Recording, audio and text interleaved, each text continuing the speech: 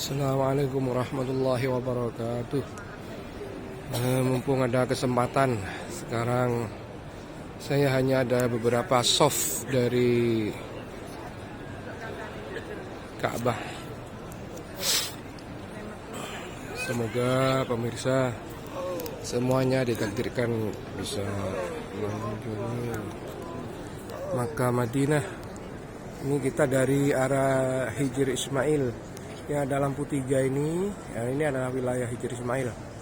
Barang siapa yang sholat di Hijri Ismail ini, maka dia sesungguhnya sholat di dalam Ka'bah.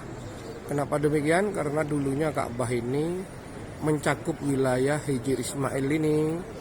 Tapi karena suatu waktu ada renovasi dan kekurangan dana sehingga dipotong menjadi setengahnya saja.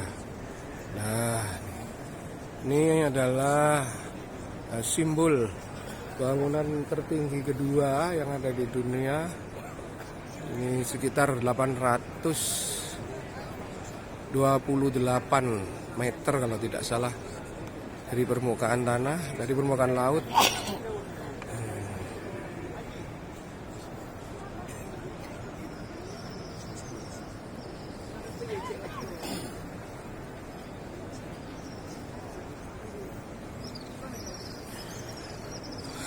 Tiada kata yang pantas diucapkan ketika di depan Ka'bah selain rasa syukur. Alhamdulillah.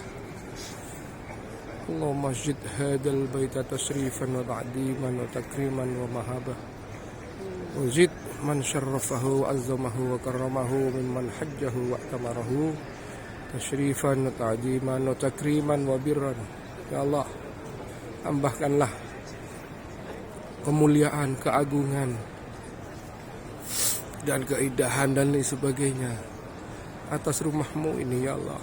Dan tambahlah kemuliaan, keindahan, keagungan juga bagi orang yang berhaji dan berumrah.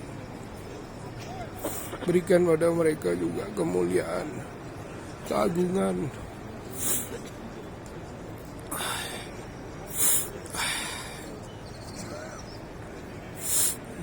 amin ya rabbal alamin. Tidak ada kata yang lebih pantas untuk diungkapkan di hadapan Baitullah yang termulia ini.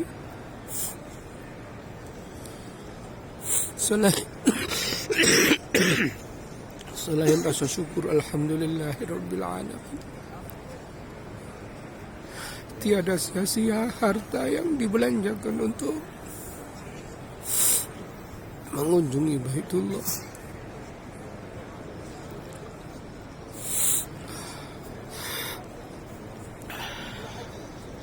Ini adalah tijaratan lan tabur. Ini oleh Allah disebut sebagai perdagangan yang tidak akan pernah merugi. Bukan tidak merugi, tapi tidak akan pernah merugi. Ini insya Allah detik-detik mendekati azan subuh ya. Pindah. Ini sekitar beberapa menit lagi insya Allah akan dikumandangkan azan subuh. Lalu saya jelaskan ada beberapa tempat di Ka'bah ini yang lebih utama. Semua Ka'bah ini utama, tapi ada yang lebih diistimewakan. Ya, yang tentu yang pertama adalah Hajar Aswad, yaitu di pojok sebelah sana. Di sisinya Hijri Ismail. Hijri Ismail yang ada lampu 3 ini. 1, 2, 3. Kemudian di sebelah sananya. Nah, itu adalah tempat yang mustajab. Yang kedua, tempat mustajab yang paling mustajab itu antara pintu dan Hajar Aswad di sebelah sana, di sisi sana. Nah, Hajar Aswad itu arahnya lurus ke Indonesia. Itu tempat yang paling mustajab. Rasulullah itu biasanya setelahnya tawaf itu pasti menempelkan kedua pipinya di multazam. Multazam itulah tempat di antara Hajar Aswad dan pintu Ka'bah. Yang ketiga, tempat yang lebih mustajab. Semuanya mustajab. Lebih mustajab lagi adalah di sini nih, di bawahnya Nizam. Ini adalah Talang Mas. Di sini kalau hujan, ini pancurannya itu jadi rebutan banyak orang. Di sinilah tempat yang mustajab juga. Lebih mustajab maksud saya. Semuanya mustajab di tanah haram ini. Semuanya mustajab. Bahkan kata Rasulullah, ya, sholat di Masjidil Aqsa itu pahalanya 500 kali lipat daripada sholat di masjid yang lain. Dan sholatun fi masjidi, sholat di masjidku yaitu di Masjid Nabawi yang kemarin kita kunjungi, itu pahalanya 1000 kali lipat daripada sholat di masjid lain. Tidak ada pahala yang lebih besar melebihi pahala sholat di masjidku ini, kata Rasulullah, kecuali di Masjidil Haram. Karena di Masjidil Haram pahalanya adalah mi'atu alfi darajah, 100.000 kali lipat. Maka berbahagialah orang yang bisa ke sini, berbahagialah. Tidak semua orang bisa ditakdirkan ke sini.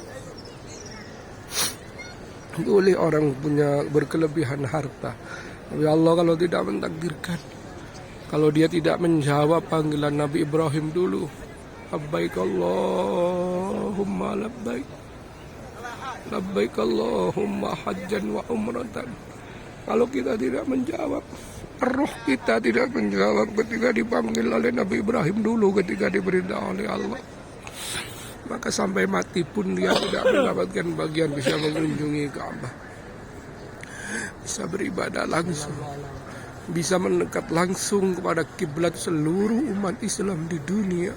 Semuanya menghadap ke bangunan hitam ini, bangunan kota yang dulunya pertama kali dibangun oleh Nabi Adam atas perintah Allah, kemudian direnovasi pertama sekali oleh Nabi Ibrahim dan putranya Nabi Ismail juga atas perintah Allah Subhanahu wa taala. Para pemirsa yang hormati, perlu diketahui bahwa Anda tidak perlu heran, mungkin Anda yang pernah haji atau umroh dulu sebelum saat-saat pandemi itu berbeda dengan sekarang. Kalau dulu orang bisa bebas masuk matof di area petawafan ini. Nah, setelahnya dibuka lagi Mekah ini untuk pengunjung, untuk muktamirin dan hujjaj, maka yang boleh masuk ke area matof ini adalah yang berpakaian ihram. Yang tidak berpakaian ihram tidak boleh, kecuali perempuan. Perempuan agak sulit untuk mengidentifikasi yang mana yang ihram atau tidak. Kalau laki-laki itu identifikasinya mudah, bahwa kalau pakai ihram ini dianggap dia sedang melaksanakan umroh gitu.